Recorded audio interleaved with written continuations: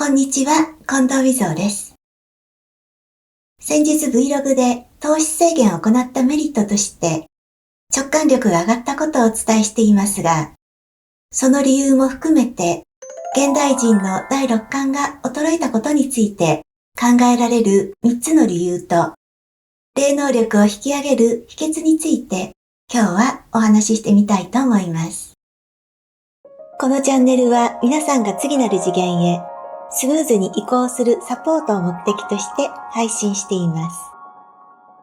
それではシリウス中継スタート。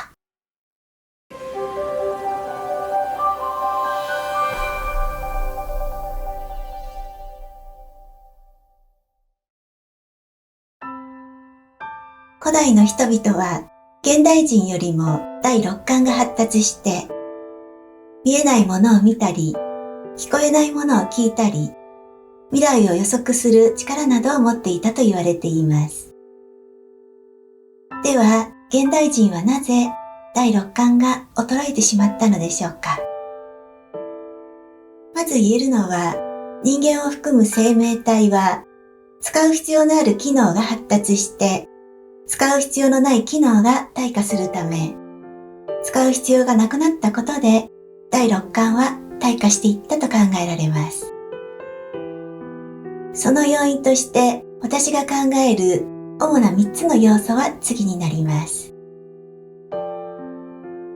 現代は何かの答えを知りたいと思ったとき、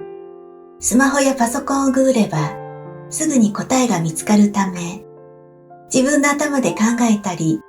直感力を働かせる機会が少なくなりました。多くの人々が疑問が生じた瞬間、考えるよりも先にスマホを手にその答えをリサーチします。そしてリサーチした答えが合っているかどうかを確かめるために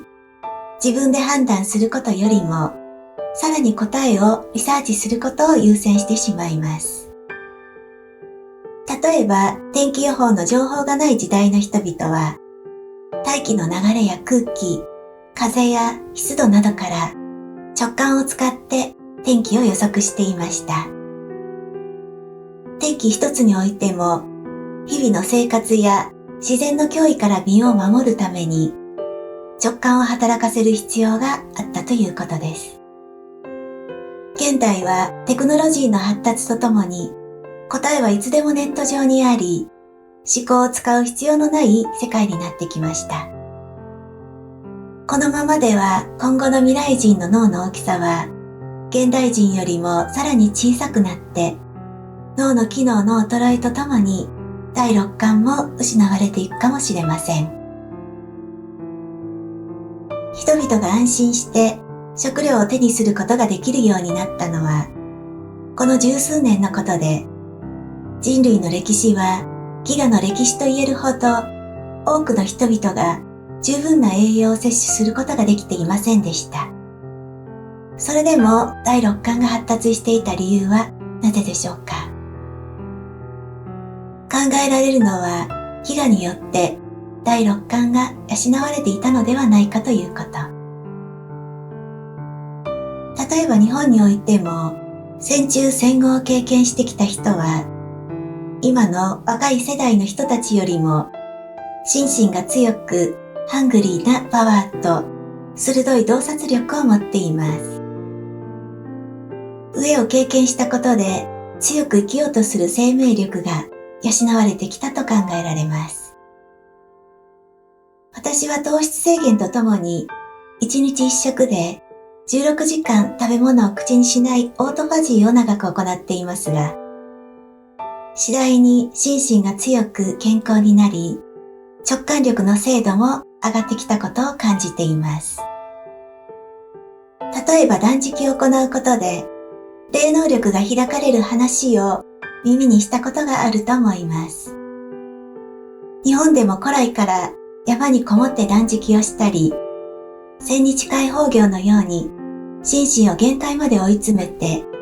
霊的な能力を覚醒させることが行われてきました。それらは生きることへの危機感からの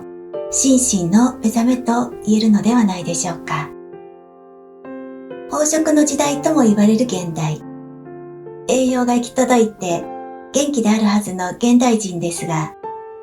長生きできるようになった一方で、生活習慣病や精神的な疾患に多くの人たちが悩まされています。食の豊かさによって私たちの心身の力は脆くなり、第六感も衰えてきているのかもしれません。これも先ほどの食の豊かさに通じる話ですが、平和な時代が続いたことも第六感の衰えに関係していると考えられます。古代の人々はいつどこで誰かや何かが攻めてくるかわからないため、常に直感を働かせておく必要がありました。弱肉強食の世界に来ている自然界の動物たちの第六感が発達しているように、生命の危機と隣り合わせの状態が人間の第六感を発達させていたのです。地上のすべてとは言えませんが、それでも現代はかつてに比べて平和な時代となりましたが、その一方で人類の第六感は衰えてきていると考えられます。以上の理由から第六感を高めるために有効な方法として考えられるのは、まず情報に頼りすぎないで、自分の頭で考えたり判断する力を意識的に行うこと。直感力は脳の機能の一部で、脳を活性化させることで必然的に直感力を高めることができると思います。そして栄養を摂取することは大切なことですが、多少なりの危機感を持たせることで第六感は覚醒する傾向にあるため、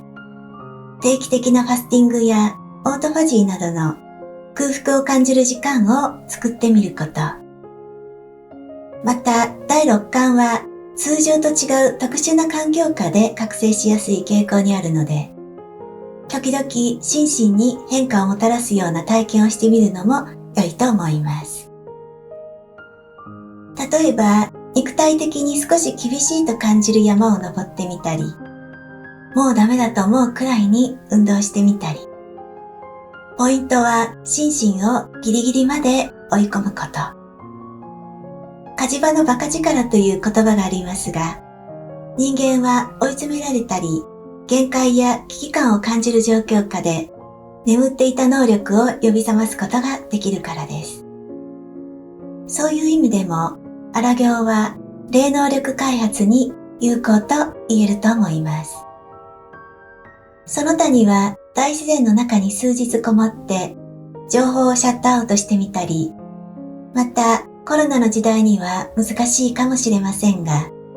海外に出かけてみたり、カルチャーショックなどの意識に刺激を与える経験も第六感を育てることにつながると思います。